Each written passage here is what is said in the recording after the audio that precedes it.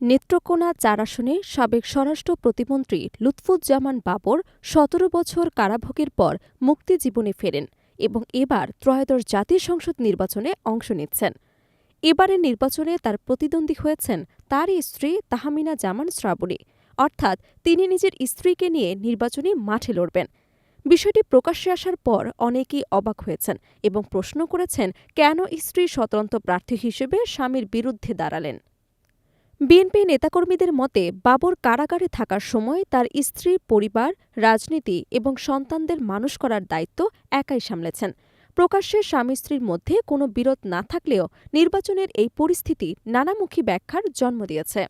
নেত্রকোনা ৪ আসনে বিএনপি মনোনীত প্রার্থী হিসেবে লুৎফুজ্জামান বাবর ২৯ ডিসেম্বর মনোনয়নপত্র জমা দেন। এর কিছুক্ষণ পর বিকেল ৪:৩০টায় তার স্ত্রী তাহমিনা জামান শ্রাবণীর পক্ষ থেকে মনোনয়নপত্র জমা হয়।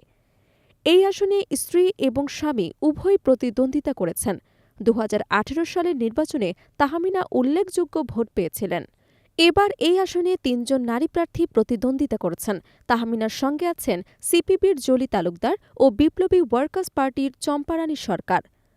এছাড়া অন্যান্য প্রার্থীরা হলেন ময়মনসিংহ মহানগর জামায়াতে ইসলামীর সাংগঠনিক সম্পাদক মোহাম্মদ আল হেলাল এবং ইসলামী আন্দোলন বাংলাদেশের হাফেজ মাওলানা মোখলেছুর রহমান।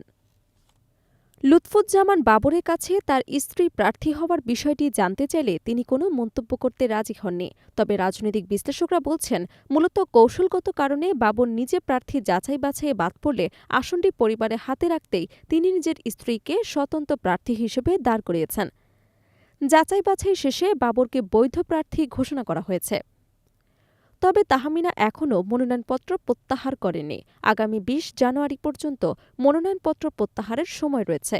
এই সময়ের মধ্যে তিনি প্রত্যাহার করবেন কিনা বা স্বামীর বিরুদ্ধে লড়বেন কিনা তা এখনও রহস্যের মধ্যে আছে। নেত্রকোনা ৪ আসন মূলত ভাটির জনপদ হিসেবে খ্যাত মদন মোহনগঞ্জ এবং খালিয়াজুড়ি নিয়ে গঠিত। এখানে গত ৪ মেয়াদে আওয়ামী লীগের জয় হয়েছে। তবে বাবরের জনপ্রিয়তা এবং বিএনপির সমর্থকদের সংখ্যা এই এলাকায় যথেষ্ট।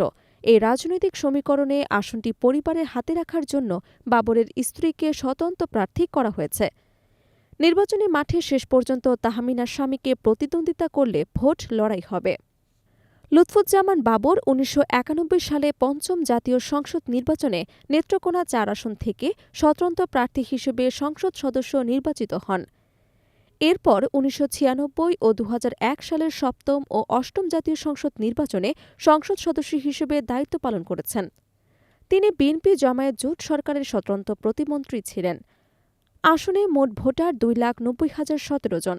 এর মধ্যে পুরুষ ভোটার ১,৪৭,৮৯৮ জন, নারী ভোটার ১,৪২,২১৭ জন এবং তৃতীয় লিঙ্গের ভোটার রয়েছেন ২ জন। আগামী ১২ ফেব্রুয়ারি সারা দেশে একযোগে প্রথম এই নির্বাচনের মাধ্যমে নতুন সংসদ গঠিত হবে। রাজনৈতিক বিশ্লেষকরা বলছেন, সাবেক প্রতিমন্ত্রী বাবরের তার স্ত্রীর প্রার্থিতা মূলত কৌশলগতভাবে পরিবারের প্রভাব বজায় রাখার চেষ্টা হিসেবে দেখা হচ্ছে। বিএনপি কর্মী সমর্থকদের মধ্যে এ নিয়ে উৎসাহ এবং কৌতূহল সমানভাবে দেখা যাচ্ছে।